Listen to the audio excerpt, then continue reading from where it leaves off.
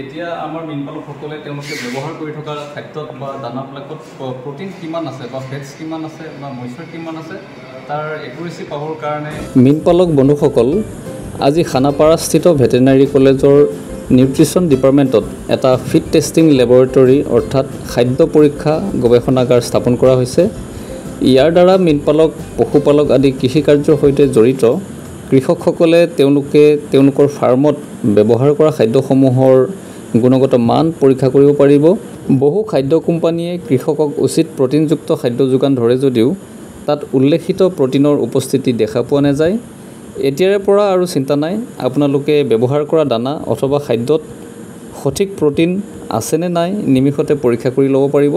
এই বিষয়ে আমাক বিভাগীয় কৰ্তৃপক্ষই যথেষ্টখিনি তথ্য সদৰি কৰিছে। আহি থকা দিনত নিশ্চয় আমি সকলোৱে উপকৃত হ'ম।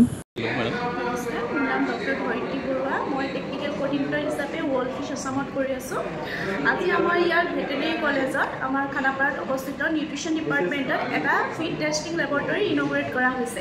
আৰু ইয়াৰ প্ৰধান উদ্দেশ্যই হৈছে যে আমাৰ যিসকল ফাৰ্মাৰে মাৰ্কেটৰ পৰা ফিডটো কিনে বিভিন্ন প্ৰটিন পাৰ্চেণ্টেজত, ছাপ'জ আপোনাৰ প্ৰটিন পাৰ্চেণ্টেজ 35 আছে, 40 আছে, 30 আছে, 28 আছে, গতিকে সেইবোৰ সঁচাকৈ সিমান পাৰ্চেণ্টেজৰ প্ৰটিন আছে নে নাই বা তাত লিখা কোম্পানীয়ে লিখা মতে শুদ্ধ হয় নে নহয় সেইটো জানিবৰ কাৰণে আপোনালোকে ওচৰতে থকা নিকটৱৰ্তী আপোনাৰ ভেটেনেৰী কলেজৰ নিউট্ৰিশ্যন ডিপাৰ্টমেণ্টত আহিলে তাত থকা প্ৰটিন পাৰ্চেণ্টেজ, মইশ্চাৰ, ফাইবাৰ এই গোটেইখিনি একেলগে পৰীক্ষা কৰি একুৰেচিটো কিমান শুদ্ধ আপোনালোকে জানিব পাৰিব। আৰু সেইমতে যদি আপোনালোকে বিচৰা ধৰণে প্ৰটিন পাৰ্চেণ্টেজটো পায় বা মইশ্চাৰ কণ্টেণ্ট বা ফাইবাৰটো পোৱা যায় তেন্তে সেইটোৰ ওপৰত বেছ কৰি আপোনালোকে সেই ফিডটো কমাৰ্চিয়েল ফিডটো আপোনালোকে কিনি পেলাই মাছৰ খাদ্য হিচাপে দিব পাৰিব বা আপোনালোকে নিজে যিবোৰ ৰ মেটেৰিয়েল আছে সেই ৰ মেটেৰিয়েলবিলাকৰ পৰা যদি ফিড প্ৰস্তুত কৰিব বিচাৰে তাৰ সেই নিউট্ৰিয়েণ্ট কণ্টেণ্টবোৰ আপোনালোকে ইয়াতে আহি পেলাই এনালাইচিছ কৰিব পাৰিব।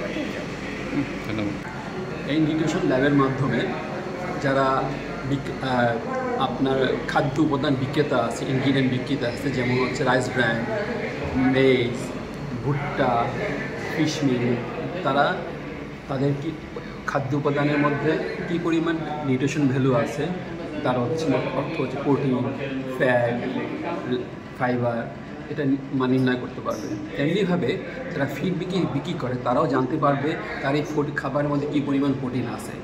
এতে করে আপনার কোন মাছের জন্য কোন প্রোটিনের খাদ্য প্রয়োজন তা অতি সহজে নির্ণয় করা যেতে পারবে, সেই অনুযায়ী খাবার দিতে পারে। এবং এটা সহজেই এখানে করতে পারে, যেহেতু অটোমেটিক মেশিন মাত্র 2-3 ঘন্টার ভিতরে তার রেজাল্ট দিয়ে দিবে। এবং এটা যেমন করে মৎস্য চাষের ক্ষেত্রে এবং মৎস্য খাদ্য উপাদান বিক্রেতার ক্ষেত্রে এবং খাদ্য বিক্রেতার জন্য খুবই জরুরি। ধন্যবাদ। जो आपका फीड टेस्टिंग लैब अभी इनॉग्रेट हुआ है असम एग्रीकल्चर यूनिवर्सिटी के वेटनरी साइंस कैंपस में, इससे आप लोगों को एज ए फार्मर ये फ़ायदा होगा कि आप कोई भी फीड जो आपको मार्केट में मिल रहा है उसकी एनालिसिस करके आप देख सकते हैं कि उसमें क्या कंपोनेंट है, कितना परसेंटेज है, कितना मॉइस्चर है, वो आपको फ़ायदा होगा। और अगर आप एक फीड मिल खुद अपना आपका है तो आप जो रॉ मटेरियल कंपोनेंट आप खरीदते हैं जिससे फीड बनाते हैं तो उनकी भी एनालिसिस आप करके देख सकते हैं। तो इससे क्या होगा, आपको अच्छे क्वालिटी का फीड का अंदाज़ा मिलेगा और आपको जो इस्तेमाल करेंगे वो चीज़ अच्छी पता चल जाएगी कि जो मार्केट में अगर 5 या 7 अलग अलग अवेलेबल हैं तो उसमें से आपको कौन सा सेलेक्ट करके इस्तेमाल करें।